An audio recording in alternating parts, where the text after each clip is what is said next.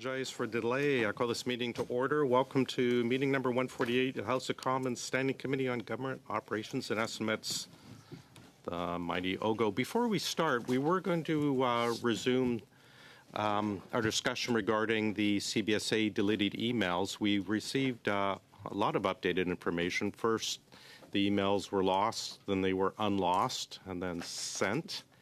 And perhaps I'll turn it over for a couple seconds to our clerk, and he can explain where the file actually is, so everyone can access it.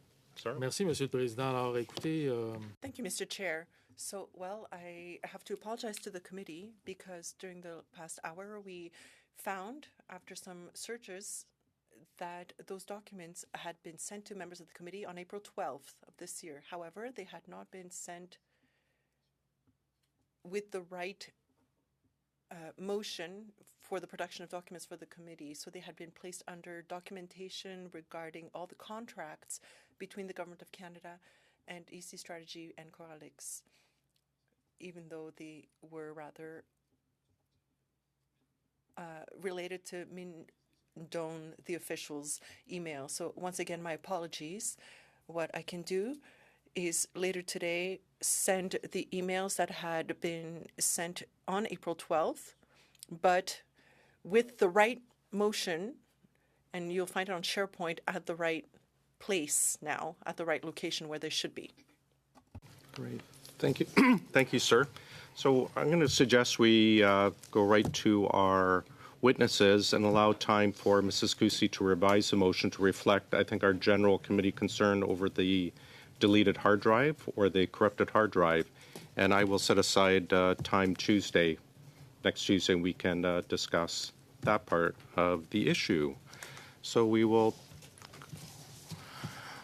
say hello to our witnesses. Thank you for joining us a few minutes early. I understand, Ms. Wilson, you'll have an opening statement for us? Well, please go ahead. The floor is yours for 5 minutes. Okay. Hello. Bonjour, everyone. It's a beautiful autumn day here today on the land of my ancestors, the land of my current-day relatives, the Algonquin Anishinaabeg, and I wish you all a good morning. Je suis accompagnée aujourd'hui. I'm joined today with my colleagues from Indigenous Services Canada to speak about the department's support to Indigenous peoples through access to federal procurement opportunities. I would also like to speak to the work we are doing with partners to make improvements to the current procurement strategy for Indigenous business. This includes work underway to ensure that First Nations, Inuit, and Métis peoples identify eligible Indigenous businesses. First, I'll give some history and context about the rationale for creating the procurement strategy for Indigenous business, which I will refer to as PCIB. Indigenous peoples in Canada comprise approximately 5% of the overall population in Canada, yet historically, businesses owned by First Nations, Inuit, and Métis entrepreneurs were consistently awarded a lower percentage of federal contracts. In the early 90s, the government saw an opportunity to increase Indigenous peoples' access to procurement opportunities.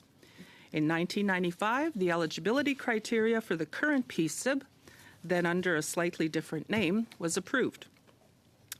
Based on engagements with Indigenous businesses, economic development organizations, national Indigenous organizations, in 2021, Public Services and Procurement Canada, with support from Indigenous Services Canada and Treasury Board Secretariat, created more opportunities by implementing the mandatory minimum 5% Indigenous procurement target. Updates were also made to the PCIB to optimize opportunities for First Nations, Inuit, and Métis people in federal procurement. Today, the PCIB and the mandatory 5% target continue to be two important ways that the Government of Canada supports Indigenous businesses, Indigenous community-owned businesses, and Indigenous entrepreneurs across the country. I want to directly address the tangible economic benefits and supports for Indigenous business development. Securing government contracts can lead to a steady revenue stream and provide financial stability to help Indigenous businesses grow. Winning a government contract can help a business gain valuable experience and build credibility, which can open the door to other contracting opportunities.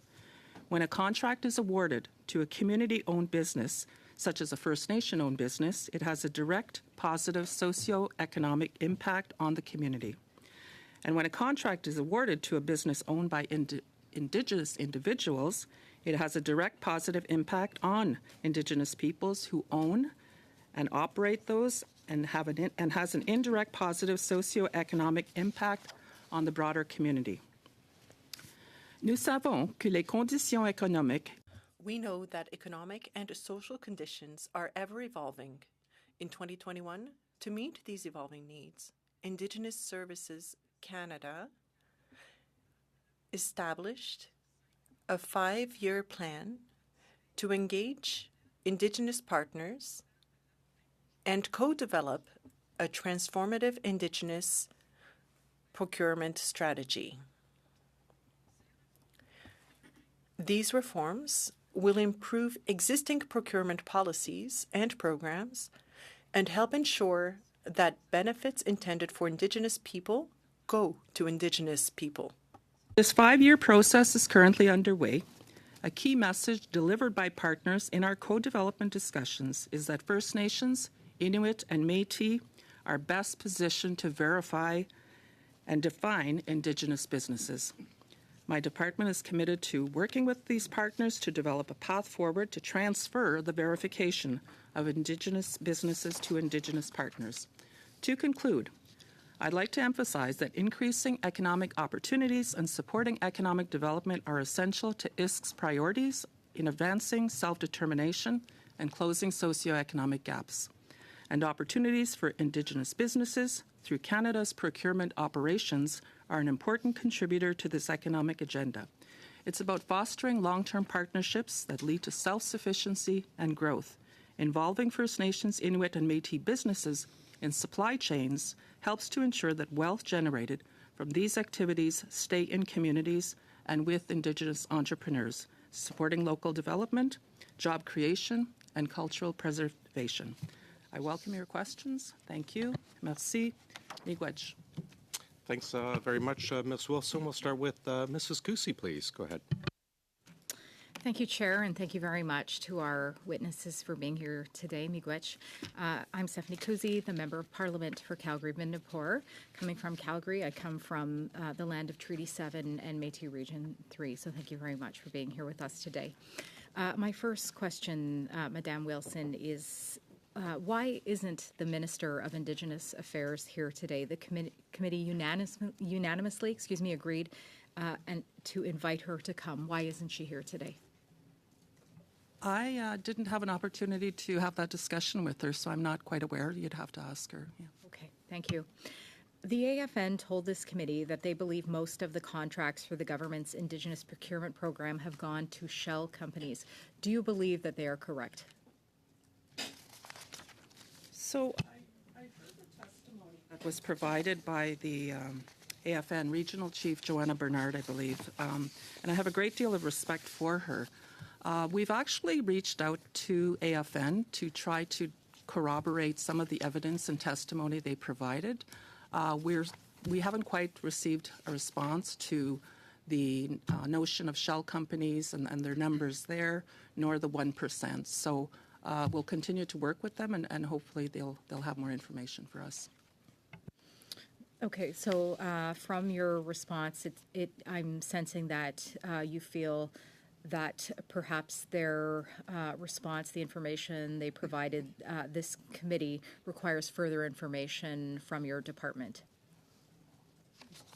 Would that be the best summary of your response, would you say? I would say that we do not have any evidence, at least from our perspective, as to the numbers that were provided. No evidence of the data points that were provided. Okay, thank you very much. Do you conduct audits regarding compliance with Indigenous procurement rules? We do indeed provide audits, and I might ask Jessica to speak to our pre-audit, post-audit, and random audit process. Thank you. Thank you very much. The procurement strategy for Indigenous business requires 3 specific types of audits. a pre-award audit, which is mandatory for contracts that are over $2 million, and voluntary otherwise, discretionary audit, which can be requested by either Indigenous Services Canada or the client or the contracting authority, and post-award audits, which are done at the request of the client or Indigenous Services Canada. So then how many audits has the department conducted to this date, please? So this year, I can confirm, well, since December 2023, we have completed 19 pre-award audits, and we have 12 post-award audits currently underway. And could you please share with the committee on which companies did you conduct the audits, please? The pre-award audits. But which companies specifically would be listed under the pre-award Okay. audits? If you can just give me a moment. Certainly. please.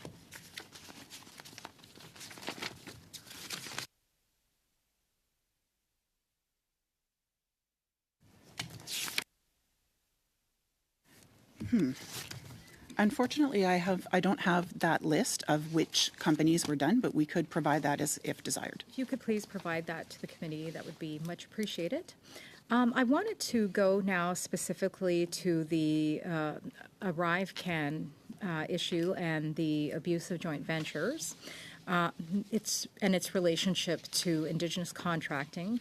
As I'm sure you're aware, Dalian is a two-person company that qualified as Indigenous.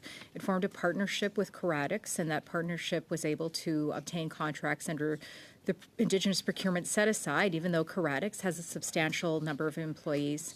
And Dalian effectively has just the two partners. Dalian struggled to answer simple questions about the work they actually completed, and it would seem that Dalian is there to allow the non-Indigenous company Coradix to obtain opportunities meant specifically for Indigenous businesses, which, as I understand, is the objective of the program. In your opinion, do you see what happened in the case of ArriveCan as being an abuse of the program? I don't have a personal opinion on that actual question. I'm following it like everyone else in terms of the audit, the Auditor General, and so. Okay, so the department would this potentially be one of the current audits of the department? Okay, got it. So we no longer have Dalian and joint venture companies with Dalian on the Indigenous Business Directory, nor do we have any contracts with Dalian or Coradix. They were suspended on March 12th from the Indigenous Business Directory due to questionable factors being raised in the media, here in committee sessions, and in fact, PSPC announced their suspension more broadly around the same time. Would you be able to indicate as to if Mr. David Yao was involved in the designing of the program itself? We are not able to confirm whether that fact. I do understand that there was information provided by Mr. Yao. I can confirm, however, that when the PSAB, as it was known at the time, was put in place, there was extensive consultation with many stakeholders, and it's possible that Mr. Yao, as a business owner, could have been one of them. Thank you very much, Chair. Thank you, Miigwech. Sorry, Mrs. Atwin, please. Thank you very much, Mr. Chair. Excuse me, and thank you very much for our witnesses being with us today. Right off the top, how does Indigenous Services Canada verify the eligibility for Indigenous businesses on the directory? Can you walk us through that process? Okay, I got that one. Okay. Just want to be really, it's a bit complicated and I want to read it really clearly. So at this time, to be eligible for a PSIB contract, an Indigenous business must be 51% owned and controlled and must demonstrate ability to meet 33% of the total value of work performed, and making sure that is being performed by Indigenous business or by subcontractors that also meet that 51% ownership and control throughout the life of the contract.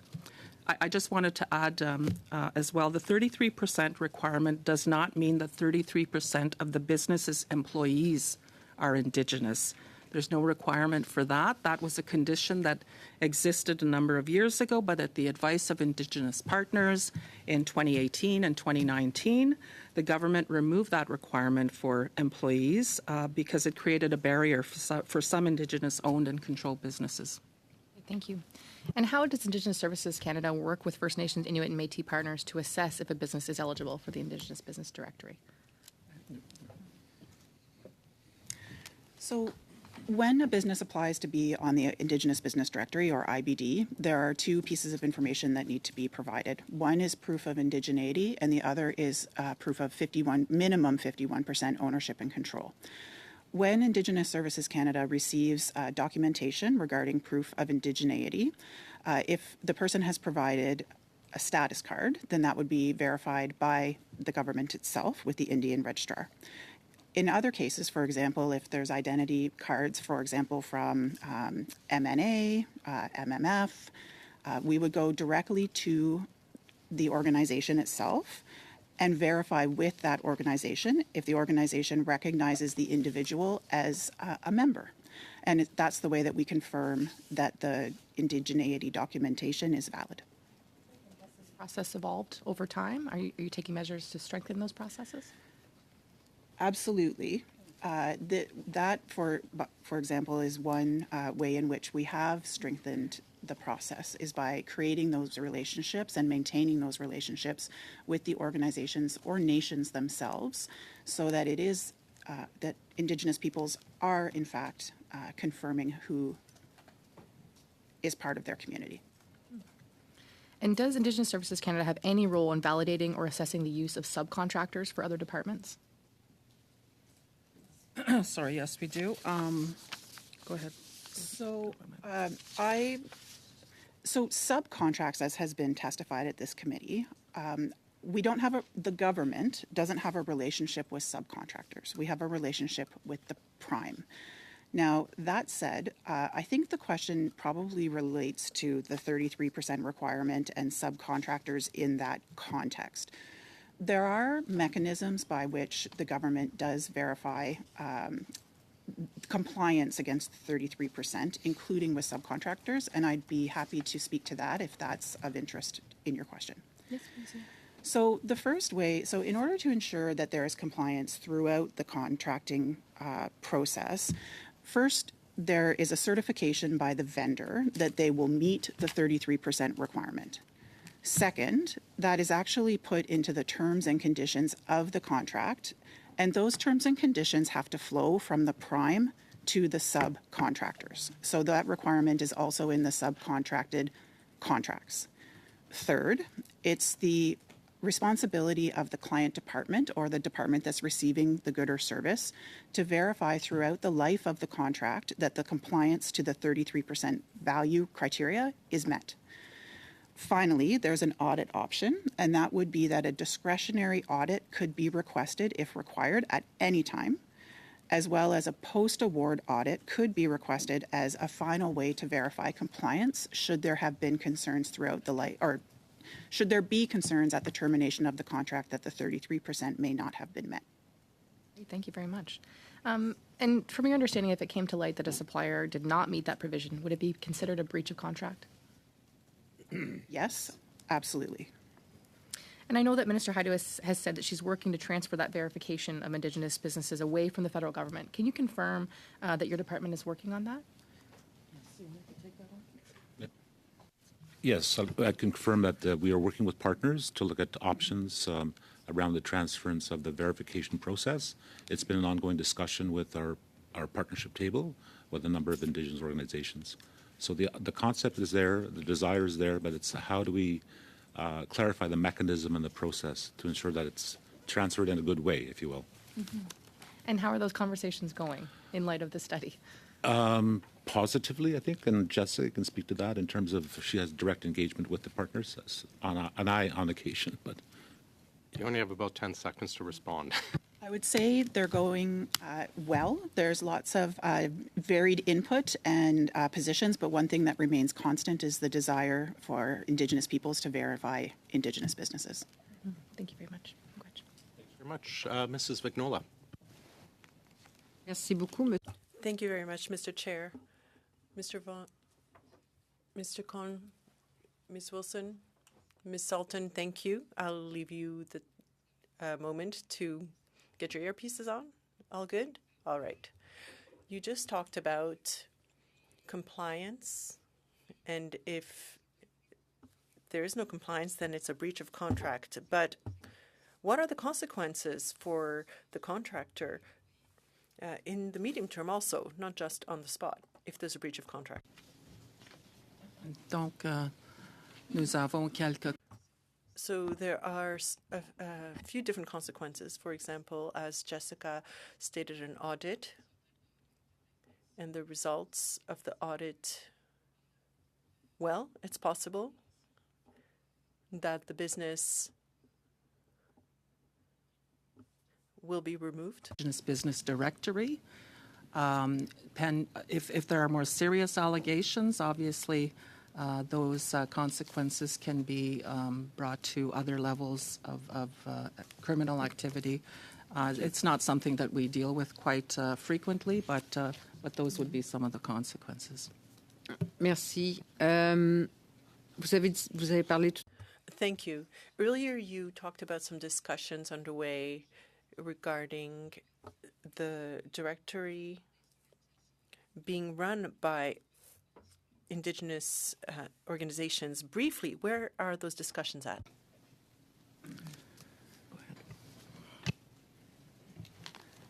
So those discussions are occurring as part of something called the Transformative Indigenous Procurement Strategy, which is a 5-year strategy that started in 2021 to transform Indigenous procurement. The conversation has been ongoing since then, is why I bring that up.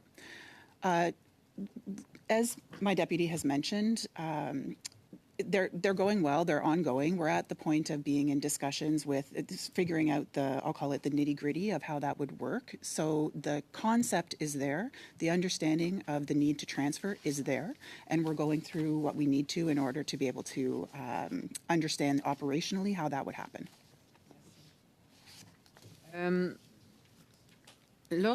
Thank you. Now, what I've been hearing since earlier today was that we can do an audit. It's possible to do an audit. I understand then that audits don't have to be conducted.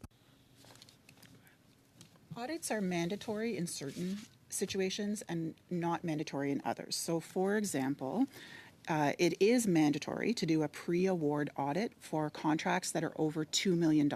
And the contracting authority or client could request to do one under $2 million. Merci. Lorsque je regarde la liste et j'ai pris la peine. Thank you. Now, when I look at the organizations, I mean, I haven't.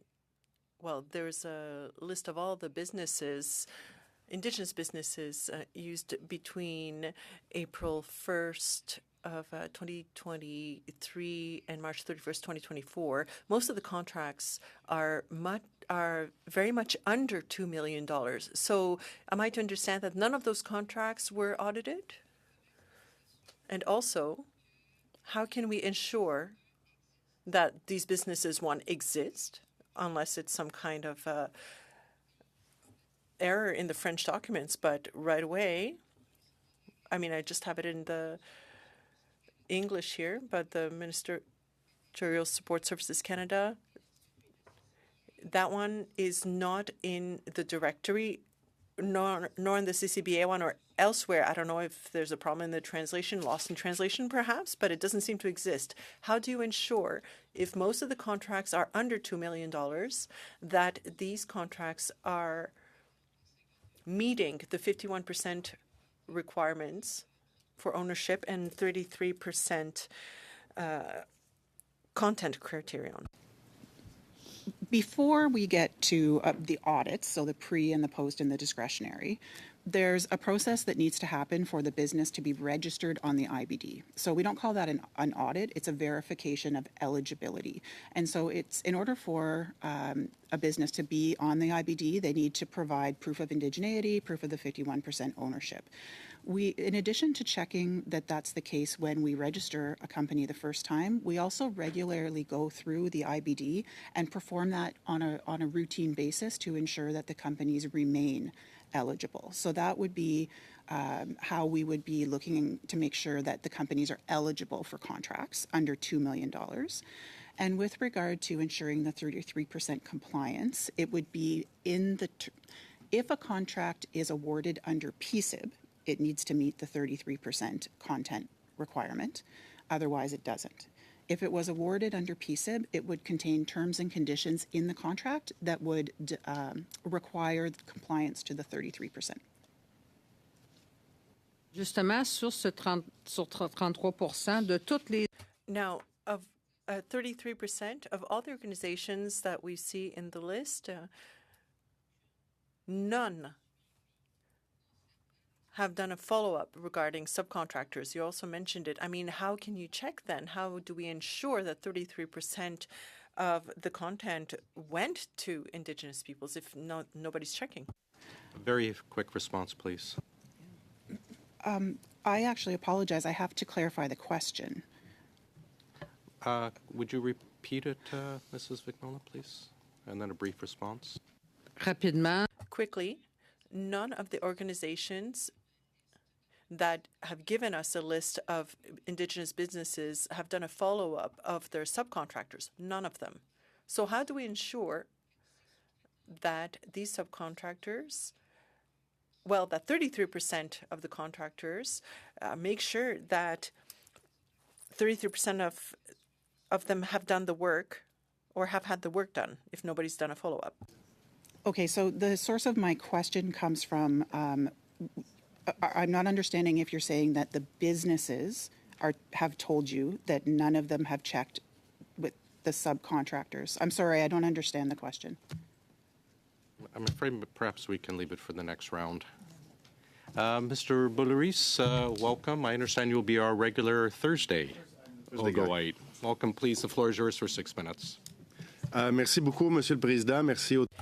Thank you very much, Mr. Chair. Thank you to the witnesses for being here with us for this very important study. At the NDP, we believe that it's a priority to increase federal procurement with Indigenous businesses.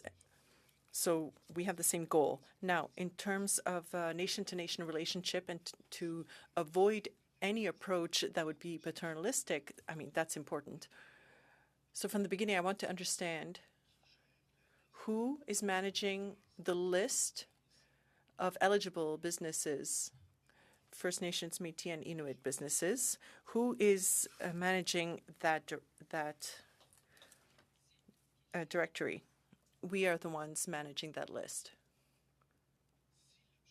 Okay, so if the objective is to have a nation-to-nation objective, why is it not the First Nations that are managing this list? Fair.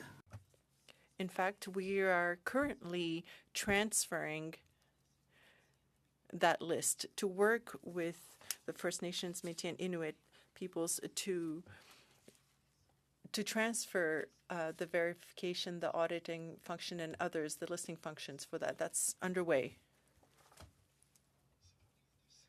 So is that a 5-year plan that you were talking about during your opening remarks? When will that objective be met? I'm surprised that it's not already the case. That's my starting point. But there's a transition. I mean, when will it end? When will we see the result?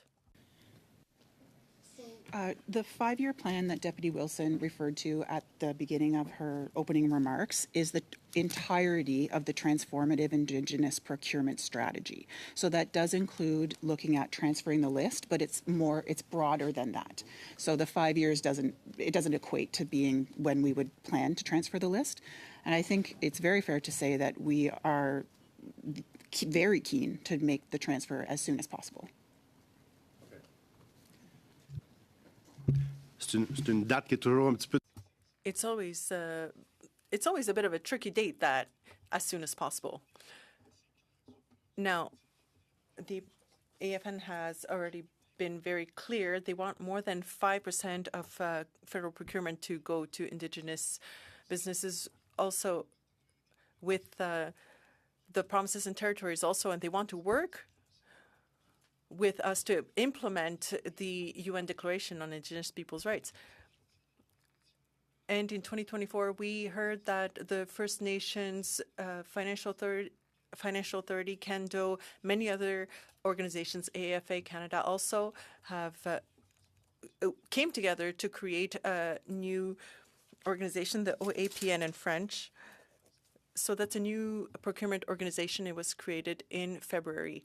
Now, where are your discussions with this group since it was created, and is it to them that this transfer will be made?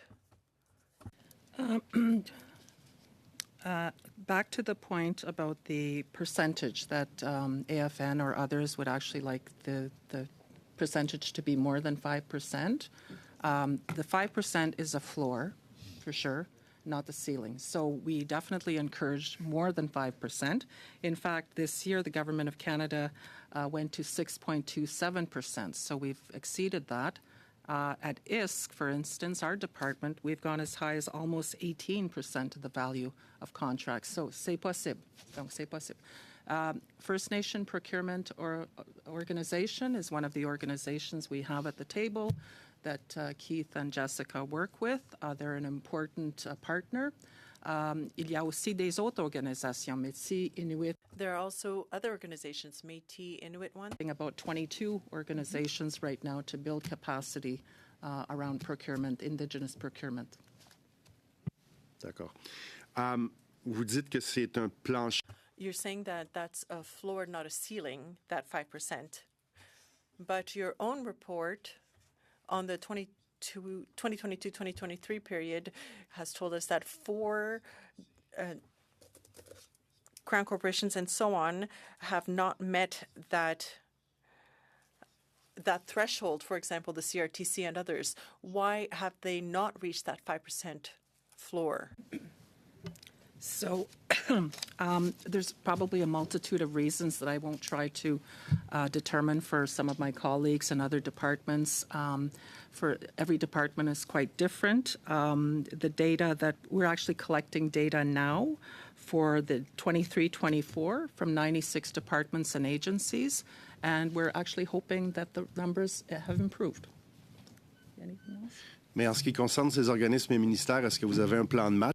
In terms of government bodies, do they have a game plan to achieve that objective?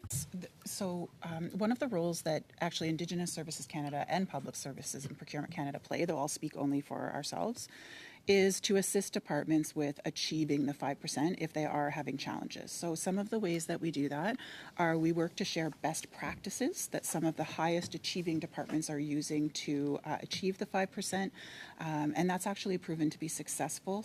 Specifically, we've worked with, a number of departments that have seen success that way. Parfait. Thank you very much. Merci. Mrs. Goodridge, welcome back to OGGO. Thank you so much, Mr. Chair. Thank you to our witnesses for being here today. I'm Layla Goodridge. I'm the Member of Parliament for Fort McMurray Cold Lake, so the home of Alberta's oil sands. It's worth noting that in 2019, oil sands did $2.4 billion in Indigenous procurement. So it is possible. So I'm going to go back. You mentioned that Dalian had been removed from the Indigenous business directory. Can you explain specifically why they were removed? Again, it was due to some of the stories that came up in the media. It was a matter of questioning some of the reports that we were hearing from testimony. Interestingly enough, and I should add this, it was not because they were not eligible under the directory. In fact, they had demonstrated that they were eligible as an Indigenous business. So it was for other factors, questions that came up, particularly in testimony. So just to clarify, the government still considers that they are an Indigenous business? No, go ahead. We're not. So When we register, so I will answer the question. Like just a simple yes or no would be like. The business provided proof of indigeneity. Okay, thanks. So my next question is, so you talked about how you don't monitor the subcontractors, so you don't really know, departments don't really know. Do you guys, or have you considered having a process in place to have an automatic audit if subcontracts are being utilized in any of these businesses? I'd ask Jessica to chime in here, but there has not at this point in time been any consideration to increase tracking, monitoring, reporting, auditing. It can be considered.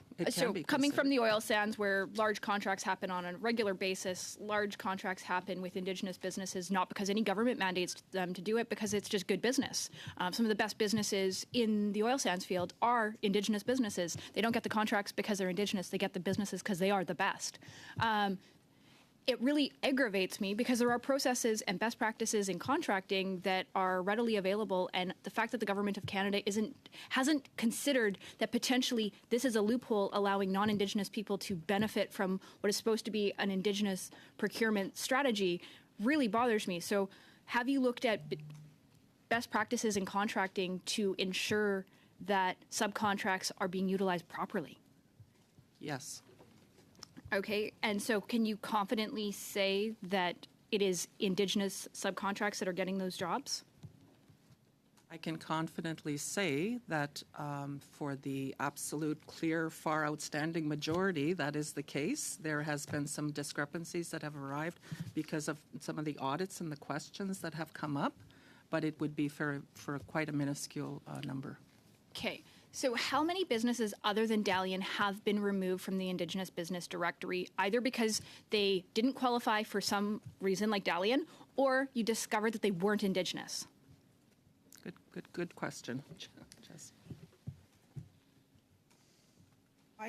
I can speak to, I don't have the answer for the entirety of time since the beginning of PSIB in 1995. I can tell you that, let's say if we take the past year, there have definitely been more than just Dalian that have been removed for various reasons. Okay, so could you possibly get us a list of all of the businesses that have been removed? Let's take a date since 2015. And provide that in writing to the committee by Friday, of all the businesses that have been removed because they were either determined to not be Indigenous or that were removed because of other reasons. And to specify those reasons, could we have that by Friday, end of business day? So we are able to provide that information, but doing it by the end of tomorrow is I would like to respectfully request more time. Okay, what, like the 31st? What's the usual timeline? We have a short period of time that we're looking at this, so if we have 21 days, this might be outdated by the time we get to this. We should have this information so that we can continue. This is critical. I think it's actually shocking that we only found out today that Dalian was removed. I think Canadians would like to know some of this information. Actually, that was in the Globe and Mail, but 31st is fine. Okay. So That's pretty much our time. okay, thank you. We'll go over to Mr. Baines, but just to clarify, our committee has passed a motion. It's the maximum of 21 days. So earlier is always better for us. But we'll go over to you, Mr. Baines. Go ahead, sir.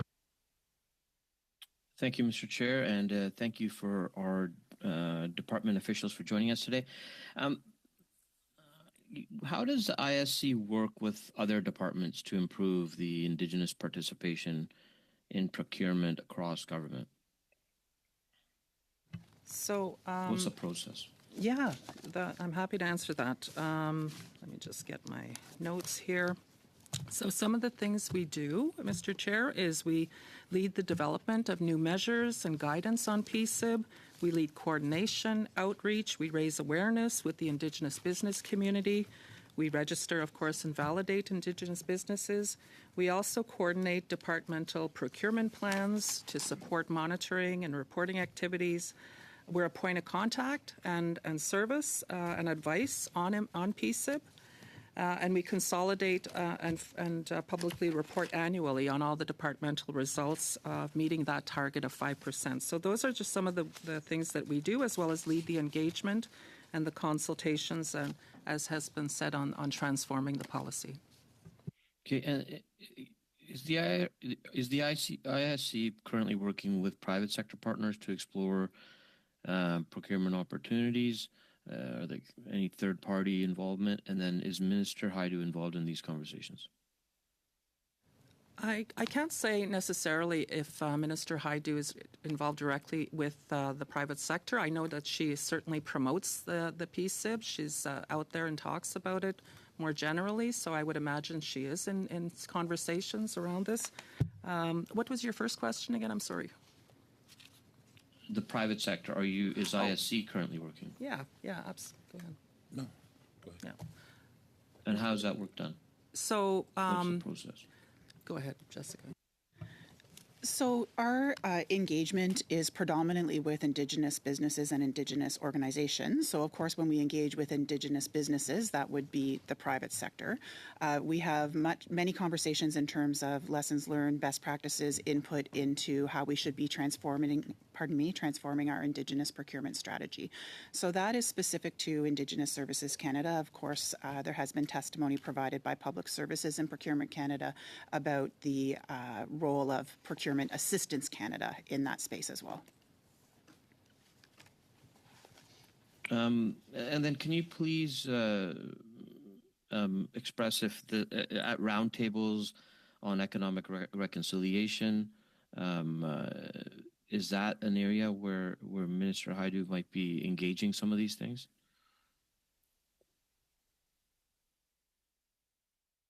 Yeah, we are. The minister's led a really excellent discussion with mainstream banks in this country and Indigenous financial organizations to look at some of the barriers around business development, access to capital. So we are working closely with them, and we're also planning for a third roundtable in the month of November to get down to some granularity around options, ideas to remove barriers to increase Indigenous participation in the Canadian economy. And what procurement are is some part of those of that. barriers? Yeah. What are some of those barriers? Access to capital. Access to capital is one, and so affordable capital, that is. So what are the mechanisms there to ensure that there's a fair and transparent process around risk assessments for Indigenous businesses and communities trying to access capital? We have the Indian Act, which is a barrier in some sense around limitations for communities to leverage their assets as collateral. It's not permitted under the Indian Act, so that creates another barrier. So we're looking at options to do workarounds, if you will. So we're generating some ideas from mainstream banks and also the First Nations financial leadership. Okay, and according to officials from Public Services and Procurement, the Indigenous Business Directory, I know a lot has been talked about the directory and how it's compiled, but it contains about 2,900 companies. It's estimated there are upwards of 60,000 businesses across Canada. So when I was talking a little bit about third-party assistance in some manner, is somebody helping identify, do the work before they come to see, to find out the identity, the issue of the identity, and people who may not be, who may be taking advantage of this through some type of a process. How is that? If you have 2,900 companies that are in the directory, but there's 60,000 out there, how is anybody working on this? And is the government getting any help on identifying? I'm afraid time has not been left for an answer. Perhaps you can come back to it on the next round or provide that answer in writing to us. Mrs. Vignola, please go ahead. Merci, Monsieur le Président. Thank you, Mr. Chair. During their appearance, a witness had stated that there was no standardized certification process for checking status. So if a person from or a member of an Inuit, First Nation, or Métis Nation apply, there's no standardized way to check status. So is the government and the department looking at standardizing how to check status? En fait, il y a un processus. There is actually a very specific process for verifying status. The evidence that we look at for registration is either Indian registration, citizenship with an Indigenous organization, all of these certified by Crown Indigenous Relations. Permettez de préciser. If you allow me to specify, the witness was stating that to show that we had Métis registration, one simply has to show that a grandparent was Métis, but there was a loss of status for second generation First Nations people under the Act, for example. So if I was a member of a First Nation, I think my grandson, I would think, would be a member of a First Nation, but that's not the case legally, and that would have an impact. Now, on that topic, the same witness was wondering, and I'm going to ask you to send the answer to me in writing over the next 3 weeks, please. In your directory, how many businesses are Inuit, how many are Métis, and how many are First Nation, and how many contracts each category of business has received or has been awarded? Please, in writing, within the next 21 days. Thank you. And yes, we have some numbers here, and I'll let Jessica answer in a moment. But I just want to clarify one thing. I want to talk about Crown Indigenous Relations, CERNAC. There's not much time. Would you be able to provide a brief response? Yeah, it's going to be very brief. We go with their list. Jessica. I can provide you with the number of the breakdown of First Nation, Métis, and Inuit businesses on the directory. We'll have to get back to you on the number of contracts. There are 1,966 First Nation businesses, 811 Métis businesses, and 162 Inuit businesses. Thank you. Mr. Boulouris, please.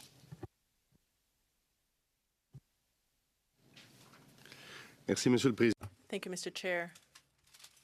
So we learned recently that according to PSAC, the directory contains about 2,900 businesses, but many believe that there are nearly 60,000 Indigenous businesses across the country. So what's that difference? Why is there such a huge gap between those two numbers? Je vais tourner à Jessica, mais j'aimerais. I'll let Jessica answer, but first I just want to say that there are many lists floating around in Canada. Our list is just one of them. So to build on that, so as Deputy Wilson has said, the Indigenous Business Directory, we understand that that is one list, and in fact, not just we understand, it is one list. There are many others. For example, many of the modern treaty rights holders have their own business lists of businesses that would be modern treaty rights holders in that comprehensive land claim area. So we're already working on the understanding that there's an environment of multiple lists. So they won't all necessarily be captured on the IBD. There are different locations that one would have to look. We would like to augment the number of businesses that are contained in the list that the government uses for federal procurement purposes, absolutely, because there would be more access then to verified Indigenous businesses for participation in federal procurement. So in that case, what's the process that you're going to use to increase that number? Well, first of all, just go back to your original question, the 60,000. Yes, there are, I guess, approximately 60,000 Indigenous businesses. Not all of them want to do business with government. So they're doing fine in the oil sands and other industries. But those that are interested do come to our directory to be part of the directory, to seek out opportunities for federal procurement in professional services and Indigenous learning, general management, IT services, et cetera, et cetera. So there are businesses that focus on those lines of business, and they see the opportunity with the federal government. In terms of promoting, we do have a navigator service that we provide online in person, I should say, online, with people interested in becoming part of the directory. So we promote it. It's online. It's on the web to increase participation. But it's at the end of the day, it's their choice of what they want to do and which list they want to be part of. Thank you very much. Mrs. Block, please. Thank you very much, Mr. Chair. Earlier, Ms. Sultan, you testified that it is a minuscule number of contracts where businesses don't comply with the subcontracting requirements and that these are outliers. However, you have repeatedly stated that you don't track subcontractors, and we have seen this borne out throughout government departments as the documents they have submitted to this committee lack documentation on subcontractors. You even stated that the department was made aware of questionable factors in Dalian's case by media reports and testimony at this committee. This implies that your department took no initiative in the case of Dalian to ensure they were meeting their requirements.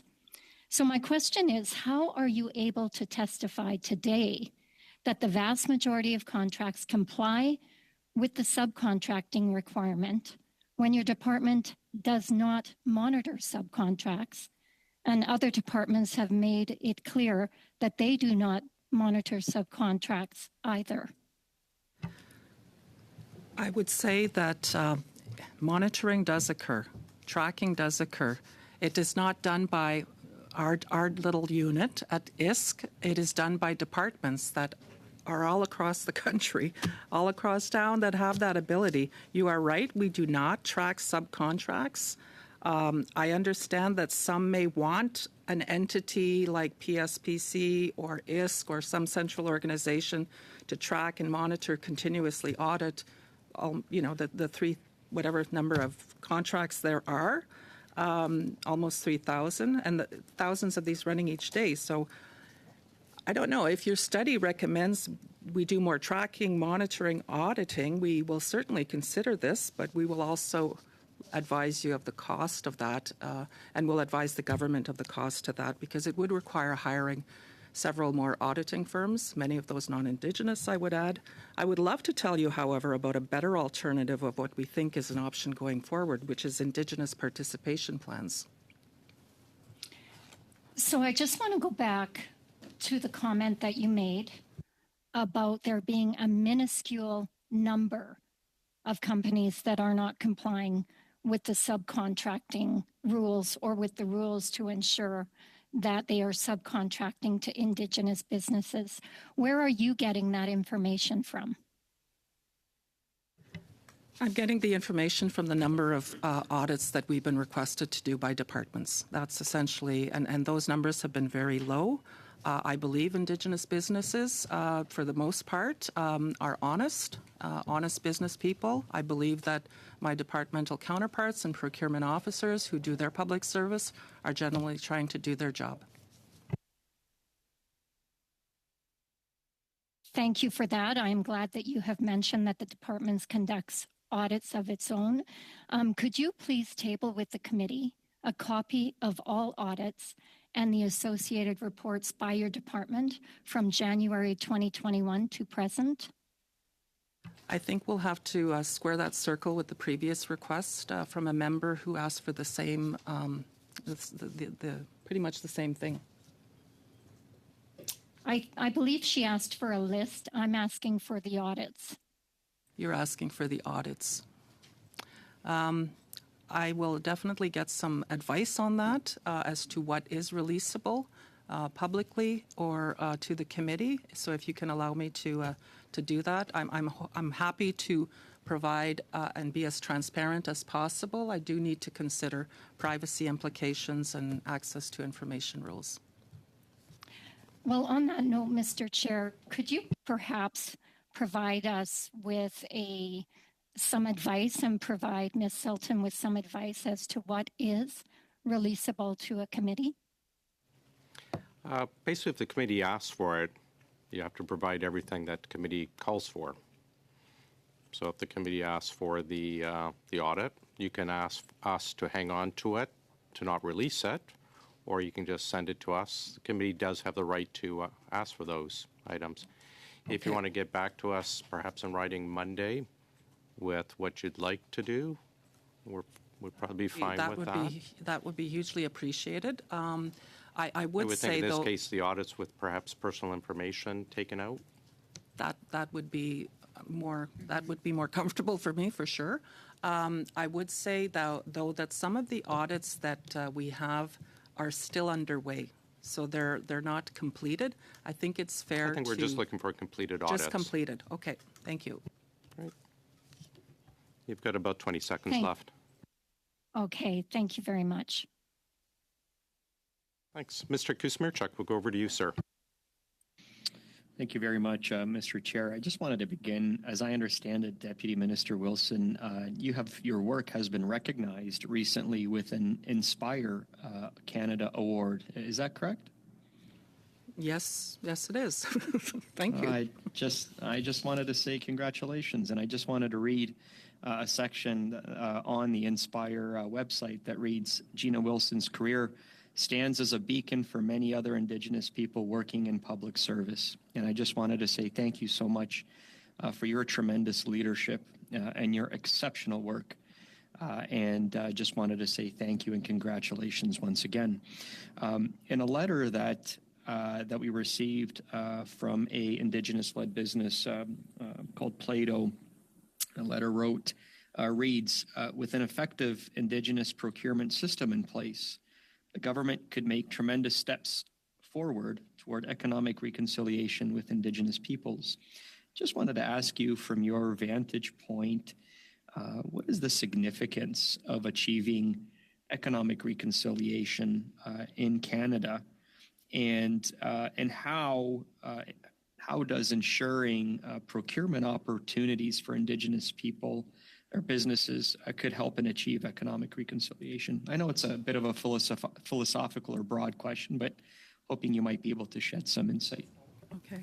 Well, thank you very much for that recognition. I always get kind of awkward when somebody says that, but thank you. I just want to add that just on this front, the procurement strategy for Indigenous peoples has got so much potential to create so many business opportunities, to generate wealth in communities, to generate wealth with Indigenous peoples. So it's a policy that I really want to, and a strategy that I really want to, I guess, promote and defend and create awareness of, because of its popularity and its potential. But I'll ask Keith just to talk a little bit about economic reconciliation. Thanks, Deputy. Yeah, that's it's very timely you raised that point around economic reconciliation. We have been working very closely over the last year and some with First Nations and Inuit and Métis partners to develop an economic reconciliation framework. Our minister got a mandate a couple of years ago to work with partners coming up with a framework to create a story, a narrative that will support transformative work around economic reconciliation, business development, capacity development. That is in play as we speak, and we're hopefully going to Cabinet in November to get a blessing around the work forward. It'll map out some of those key proposals coming directly from the partners to make investments down the road into the future, some immediate investments in a 3-year scenario, creating an annual, biannual policy process to look at new opportunities in economic development in this country. And so that we hope to have more to share out in the coming months on that. But thanks for the question. Oh, I thank you, and that is a bold, ambitious, and inspiring plan. Oftentimes, we hear that ISK is co-developing updates to the Indigenous procurement strategy. What does co-development mean in this context, and how is the process different than what has been done from previous updates? So what does co-development mean? To clarify, with regard to procurement specifically, or economic reconciliation? Let's do both. Both. Well, the process that we've been undertaking as we've worked with partners on the Economic Reconciliation Framework, which does include Indigenous procurement, has been very different in that in a traditional co-development process, it's as it sounds, it's developed jointly together. In this case, we actually asked our Indigenous partners on a distinctions-based basis to provide us with a list of their priorities.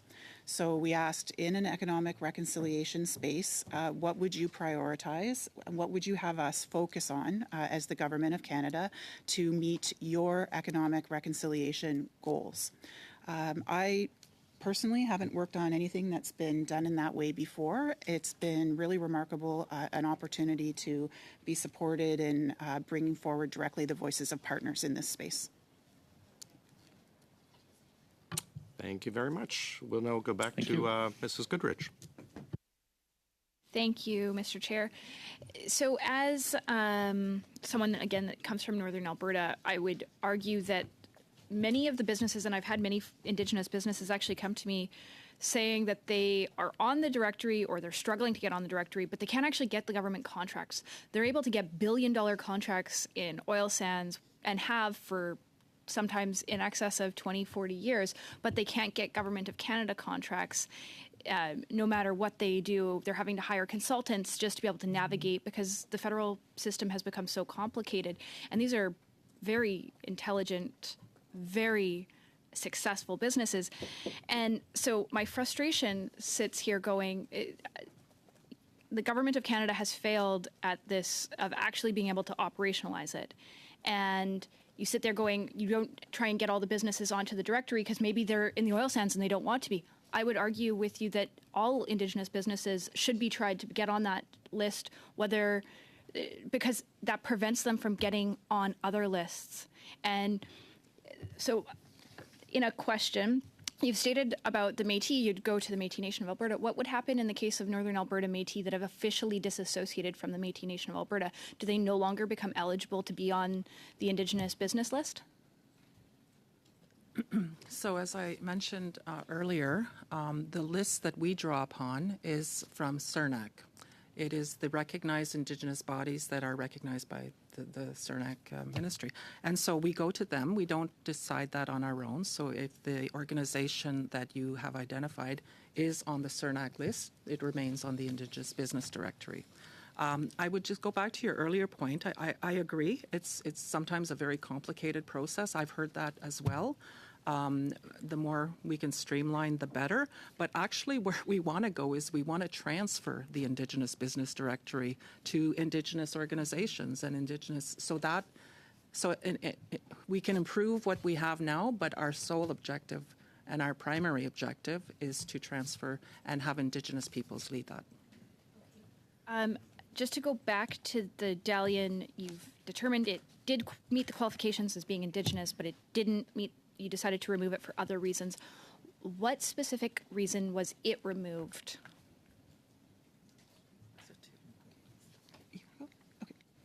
It's, my understanding. So yes, you're right.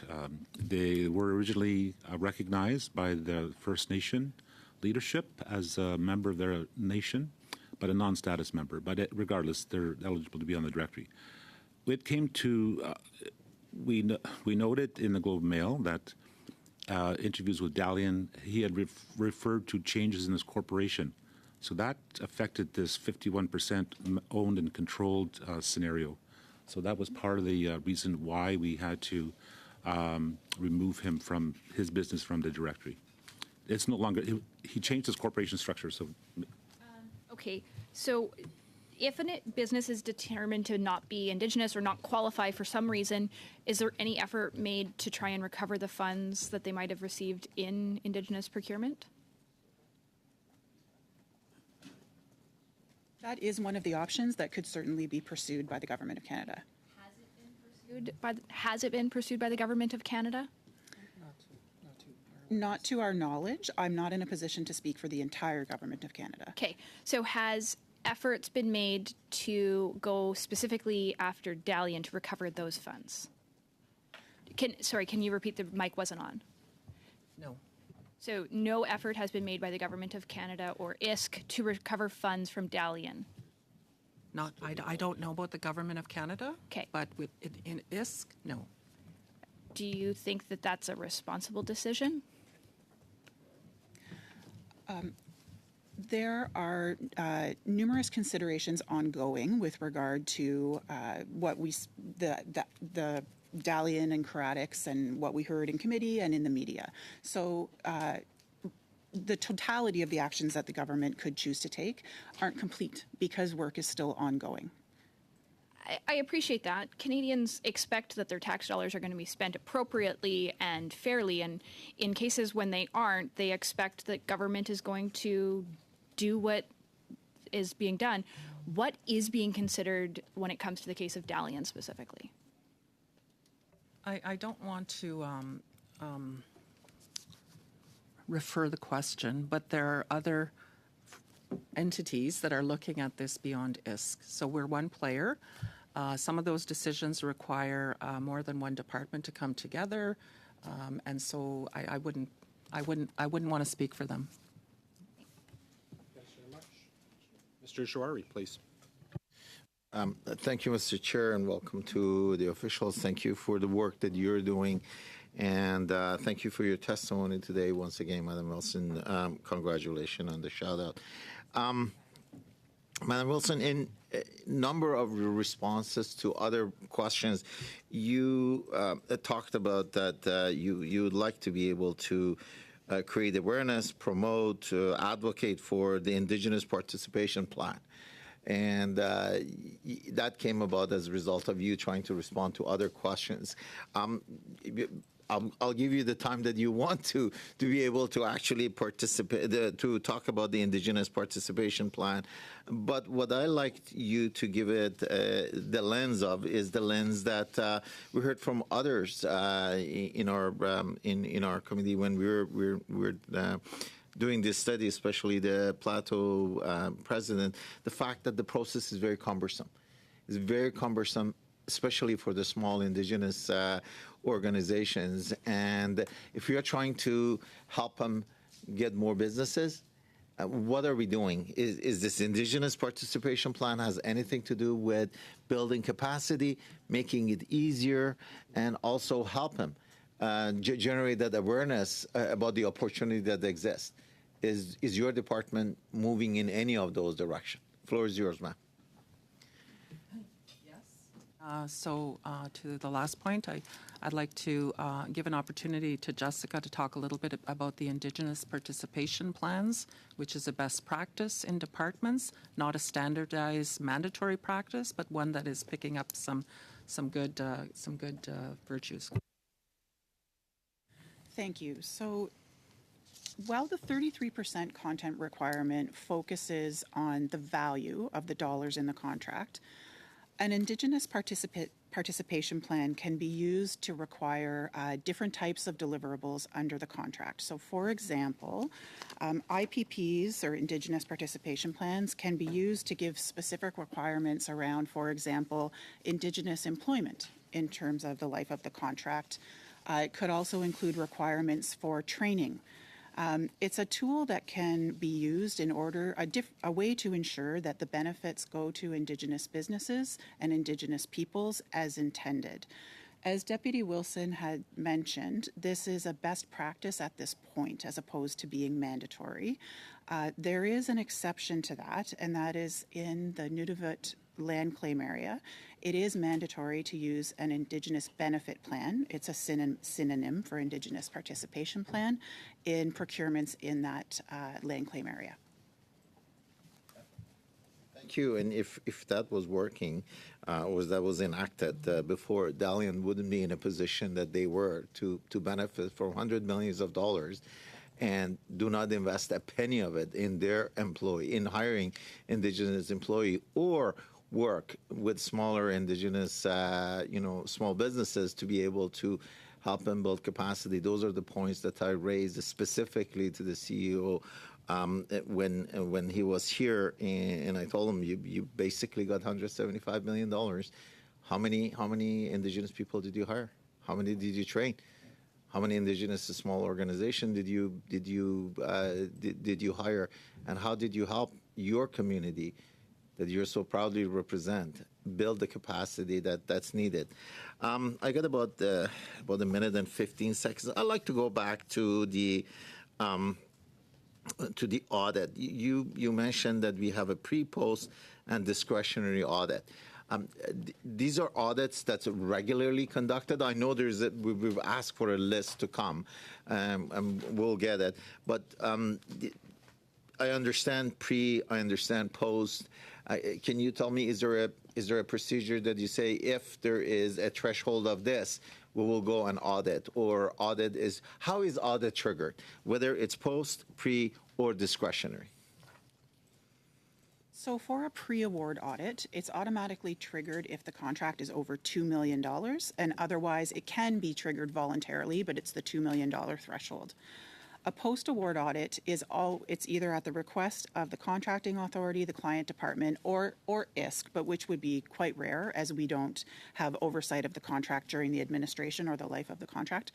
A discretionary audit would similarly be requested by the client department or the contracting authority if there was rationale or reason to consider that might be useful to be done. So it's always triggered by the other side, not by the department. So in any situation, well, I'll say discretion, actually in any of them, in pre, post, or discretionary, it could be either the client department, the contracting authority, or Indigenous Services Canada could also ask for that. Thank you, Mr. Jouari. We'll now go back to Mrs. Vignola. Merci beaucoup, Monsieur. Thank you very much, Mr. Chair. So, as I stated earlier, we received lists of each organization in each department with, how many contracts they were awarded for how much and so on. We received all that, and now I looked at everything, and I'm trying to go through and see if there were any mistakes made in the lists. Are there businesses that shouldn't be there because they are not Indigenous and so on? I'm using your directory, but also other different directories from the First Nations themselves. This is my question. What explains the fact that on your directory I'll find a business, but that I won't find it anywhere else? I think the simplest answer to that question is that the business can choose to register where they wish. So if the business chooses to register on the IBD and not any other list, that would be their choice. Également, Also, by looking through your directory, I saw that, and perhaps it's the teacher in me because it's something, work methodology is something I taught, but I saw that there are some files where the files clearly indicate when the business was created, others where that information is not there. In some cases, we see the number of employees. In other cases, we don't see that number, and there are no files that show which criteria are used to see whether that business qualifies and so on. I'm trying to analyze all of these elements. So what explains that? Thank you for that question. I understand completely what you're saying. I would have to go back and take a look because there's all those fields that are available, but you're right, they're not populated for every business in the same way. So with regard to your specific example about the number of employees, I expect that that's probably a holdover or the result of the fact that we did used to require a specific number of employees. So we can go through, but there's not a specific reason that I can state to you that is the case, and that's something that I will take a look at to ensure more conformity. Thank you very much. Mr. Boulerice, please. Merci, Monsieur. Thank you, Mr. Chair. In August, the University of First Nations and Global News conducted a joint study on Indigenous procurement. During that study, we were reminded that over the past 25 years, business leaders have told you to be careful about fake businesses that are profiting off this strategy, and that non-Indigenous businesses could pay an Indigenous person to say that they are the leader and the owner of the business, and that these non-Indigenous businesses would try to access contracts and funds through that phenomenon. Have you seen that happen? And does it happen often? I'm not familiar with that specific study done, but I know the First Nations University has done some really good work in this area. Some of the work that I've seen, myself as an Algonquin, a grandmother, I know full well that non-Indigenous individuals falsely claiming Indigenous identity for personal or professional gain is just plain wrong. You've heard it's likely a very contentious issue, a very complex issue, but this strategy, PSIB, like other government policies and programs, the public sector, the private sector, academia, the arts, the research community, even the prison system, PSIB is not immune to this issue. In fact, we're very alive to it, and we're taking important steps to address it. And perhaps we can get a moment to explain some of those steps. Oui, s'il vous plaît. Yes, please. I'd like to know what you've implemented and what you're going to implement to counter this fraud, really. Comme Jessica Ikit a dit, as Jessica said earlier, there are reforms being implemented to the policy. For example, transferring verification checks. Set-asides and looking at things like limited bidding, even, replacing maybe the 33% content requirement with a best practice like the Indigenous participation plans. So these are all the kinds of exact discussions we're having with partners at the table we told you about. So there are a number of really solid changes that can come about as a result of that. Thank you very much, both of you. Back to you, Mrs. Block. Thank you, Chair. Mr. Khan, there has been some contrasting testimony around Dalian today. You stated that Dalian changed their corporate structure, which meant they ran afoul of the 51% Indigenous-owned requirement. But Ms. Wilson stated earlier that Dalian was still considered an Indigenous business and would still be on the list. So is Dalian still considered an Indigenous business despite not being 51% Indigenous owned? And can you provide the committee with a list of other criteria that would cause a business to be removed from the list? They are removed from the list. They're no longer part of the list. As we indicated earlier, they're still part of an ongoing audit, both for Dalian and Cordex. So we'll see what that outcome is all about. It's possible that they're in violation of the policy itself overall. We don't know until the audit is completed. But they are not on the list. We removed them from the list because of the change in governance of that company, and they don't meet the eligible criteria for PSIB. Okay, well, I'll supplement again submit that is very different from what we heard earlier. But can you please provide the committee with the list of other criteria that would cause a committee to be removed from the list?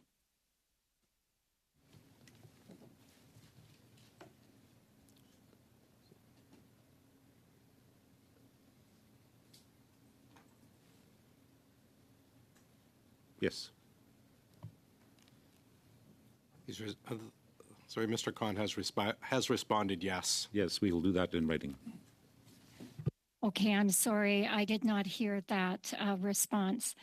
Ms. Wilson, you have been the Deputy Minister for over 2 years at Indigenous Services Canada, and you have mentioned in this meeting that you have only just started to reach out to Indigenous groups for their help in verifying businesses on the list.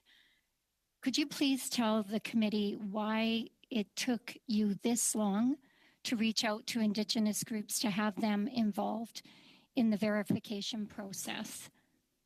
And can you also tell us what role Indigenous groups will be playing in the verification process?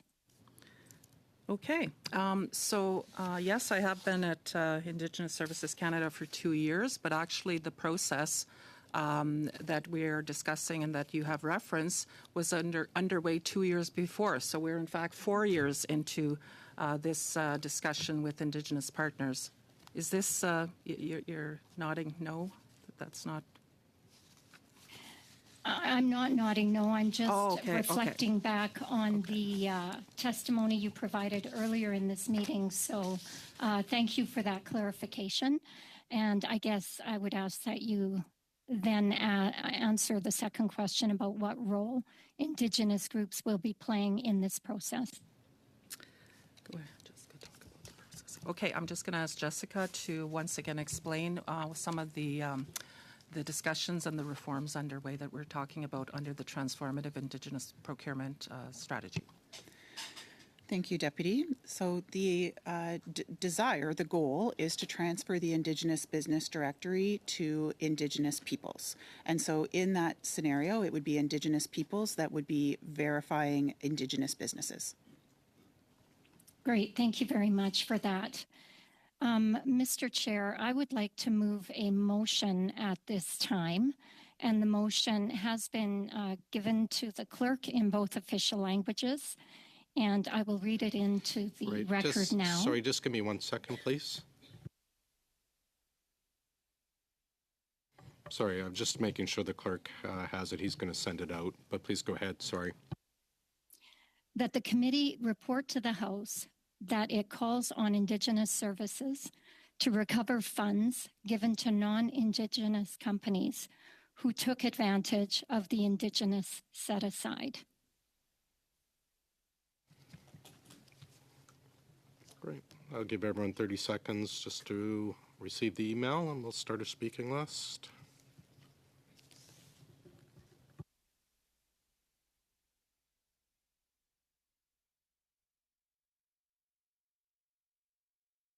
Mr. Kuzmierczak and then Mr. Sousa. Yeah, Mr. Chair, again, since we just received this this motion, would you mind just allowing us a quick 2-minute recess? Certainly. Or, just suspension, Yeah, if pardon we me. can keep it to 2 minutes, please. Thank you. Let's suspend.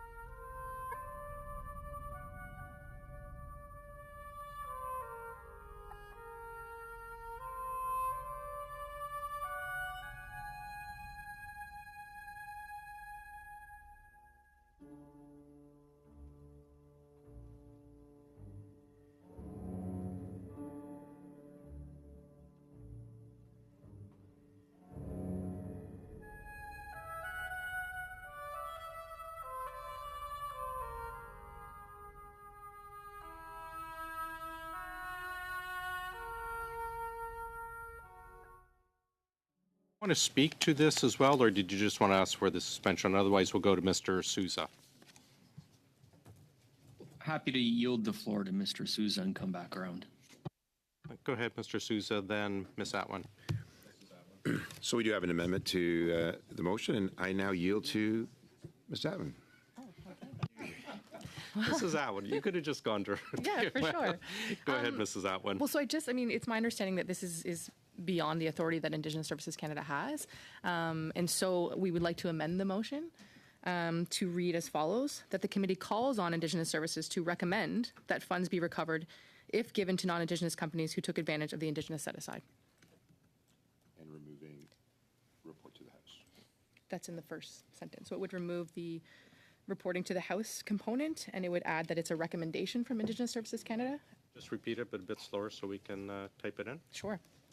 So that the committee calls on Indigenous Services to recommend that funds be recovered if given to non-Indigenous companies who took advantage of the Indigenous set-aside.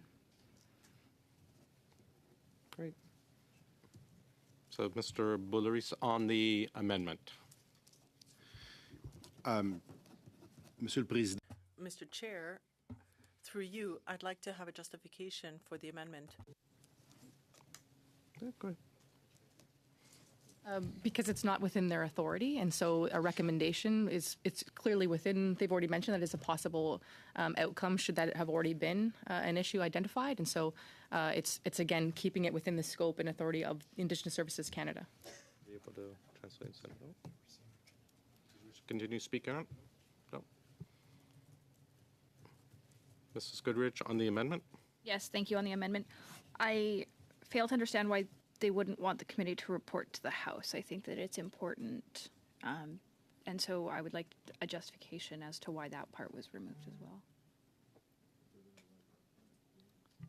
Because then it can be a concurrence debate in the House, and we really want to make sure that we're studying this in OGGO and we're continuing to have our questions answered. And I think it's an important piece that we do seek that, you know, if there's fraudulent activity in regards to the Indigenous Business Directory, that we get to the bottom of that. However, it has to be within the proper authority of each department. We know that it's within the contracting departments specifically who can oversee some of that work, and so I think it's more appropriate to have that recommendation and to not have it reported to the House. I have yourself, Mrs. Goodrich, and then I have Mrs. Block on the amendment. Well, I just think it's interesting that the justification given was simply that they just don't want this to be talked about in any other capacity. I think that's quite shocking, and Canadians would be probably very disappointed to find out that they're so nervous about how bad Indigenous procurement has been. They're terrified of it being discussed in the chamber. So I'll just leave it at that, and I would urge colleagues to vote against this amendment. Great. I have Mrs. Block, then Mrs. Vignola. Thank you very much, Chair. I would certainly support the intervention of my colleague, Ms. Goodrich. We understand that groups like the AFN and other rights holders have been raising concerns in regards to the funding of non-First Nations-led groups to develop to receive this funding.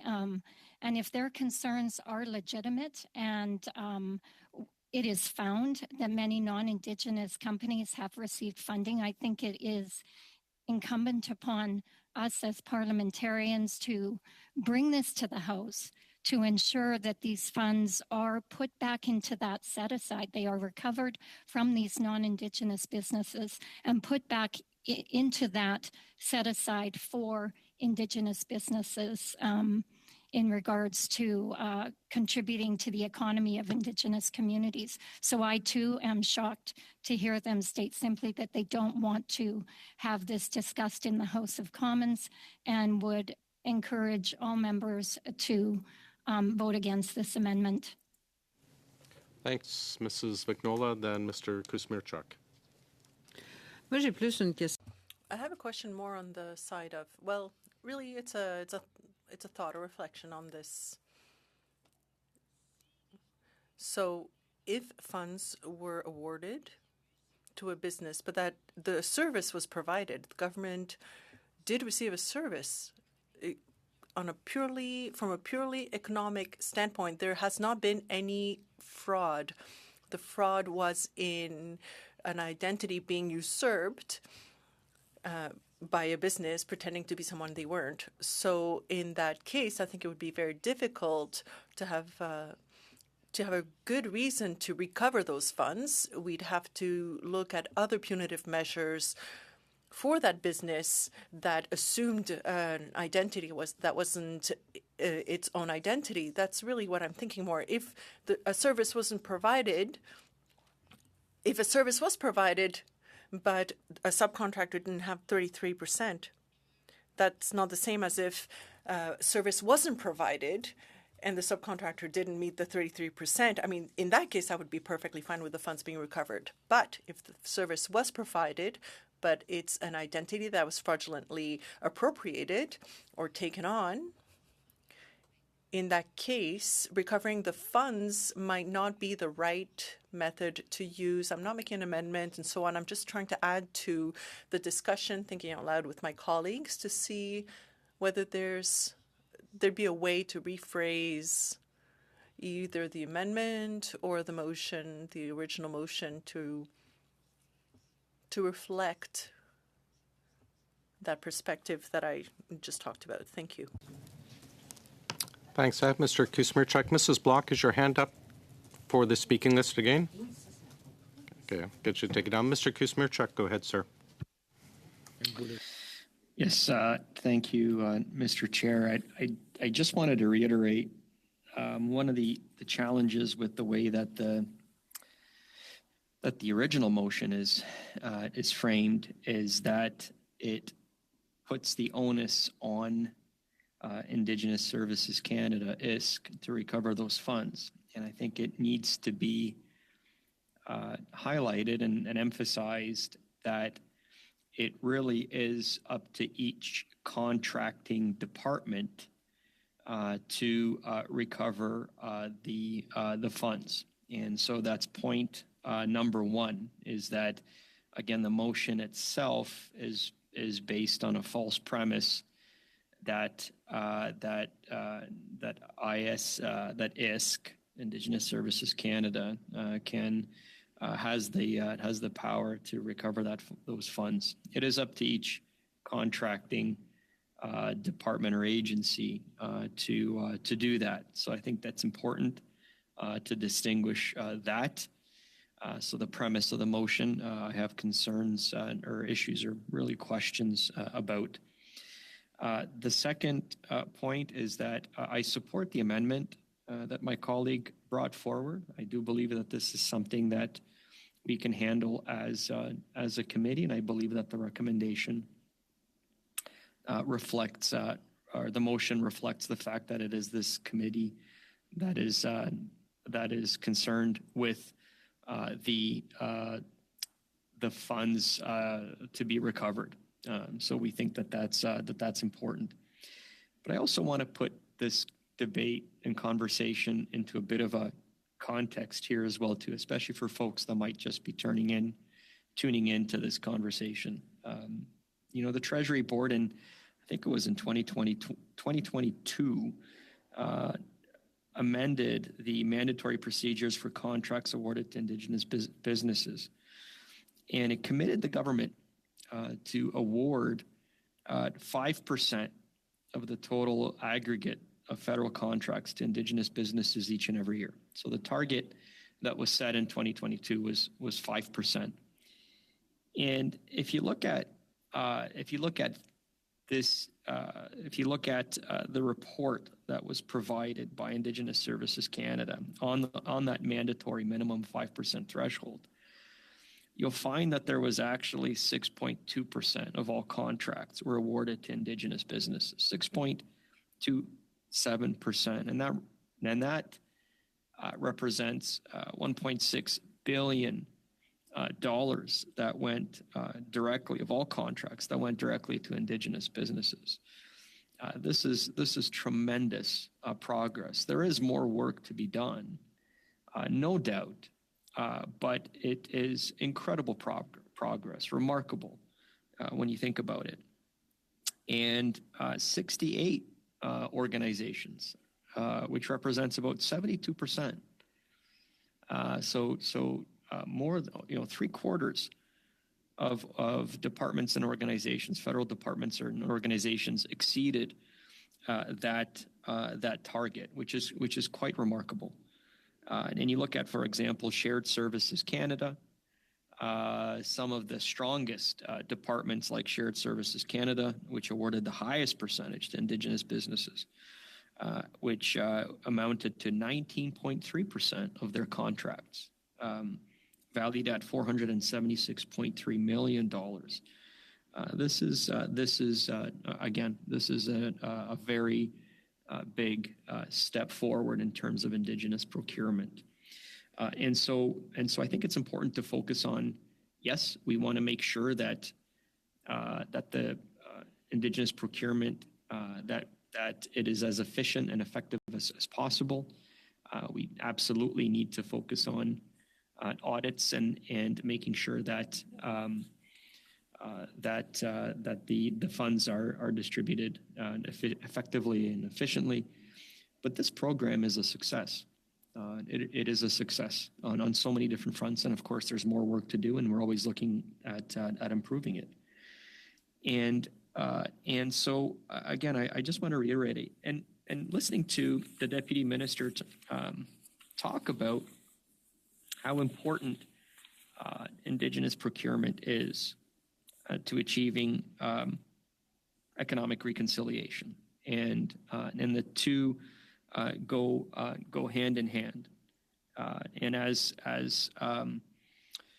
one of the Indigenous-led businesses, Plato, had written to the committee, with an effective Indigenous procurement system in place, the government could make tremendous steps forward toward economic reconciliation with Indigenous peoples.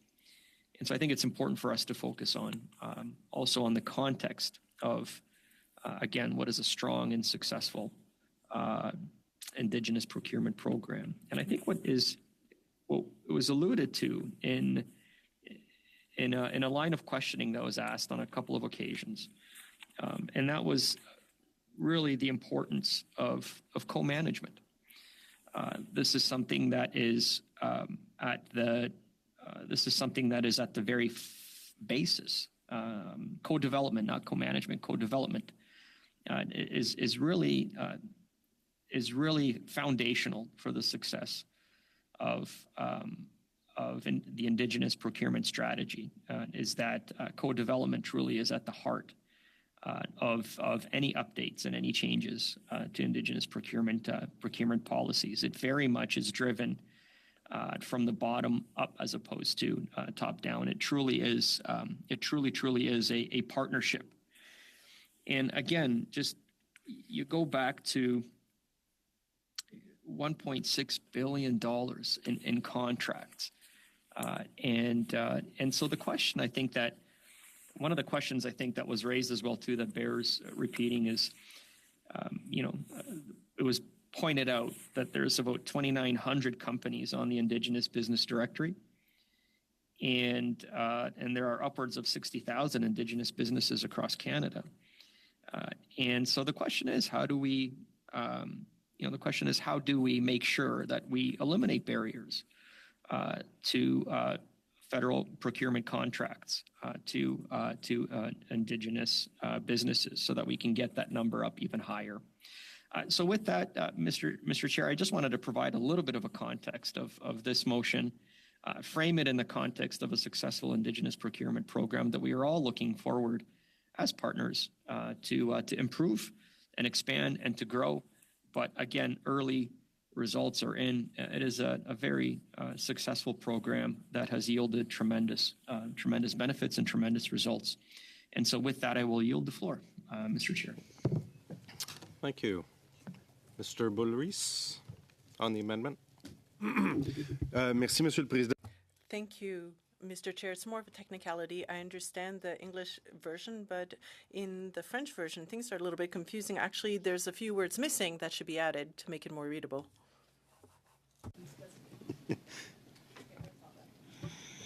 Yes, I've heard that from the clerk as well, that the French version, whoever did it, I apologize for saying this, but apparently it's not very correct. So the... It's not readable. Yeah, I've heard not readable as well. I've asked the clerk if you could make the adjustments and send out. Does anyone else wish to speak on the amendment? Me? Mr. Jouari, go ahead. Thank you, Mr. Chair. And then- With 1 minute, I know. As soon as everyone gets or as soon as we're done, we'll send the email out. So keep an eye for that. Thank you, Mr. Boulerice, for bringing that up. Go ahead. Well, I'd like to make 3 points. Number one, as all our colleagues on our side, and I believe some of the opposition has said, this is not within the jurisdiction of ISC. They don't have the mandate, or they do not have the capability to be able to dictate to anyone to be able to return the money. So recommendation is one thing. As part of an audit that they've done, I'm sure they've made that recommendation, number one. Number two, I agree with Julie. If the services were rendered and the end client has signed off on it, it becomes a matter of whether those services and contract was received under false pretenses, which goes into a separate rhyme of processes to be able to recover that money. And I want to go back and tell everyone. We are out just of resources. 30 seconds. 30 seconds. 30 seconds maximum. If you please. listen to what Madam Wilson was telling us, there are other entities looking at that. And she paused because she could not elaborate anymore. So by us jumping on this thing and reporting to the House and running another concurrence and blocking the House's agenda, it's not going to serve the purpose. Thank you. I am going to adjourn. We're out of time. I do, though, think Ms. Wilson was referring solely to Dalian and not the other companies. But perhaps you can provide that in writing or quickly to us. Clarify, I don't have a financial authority to recover money and goods and services. No, can't have you speak on the amendment. But if you wanted to speak about that. I just wanted to be helpful, so I'll step back. Colleagues, I'm sorry, we are out of time. We do not have any resources passed now. Thank you, everyone, for your patience for today. We're adjourned.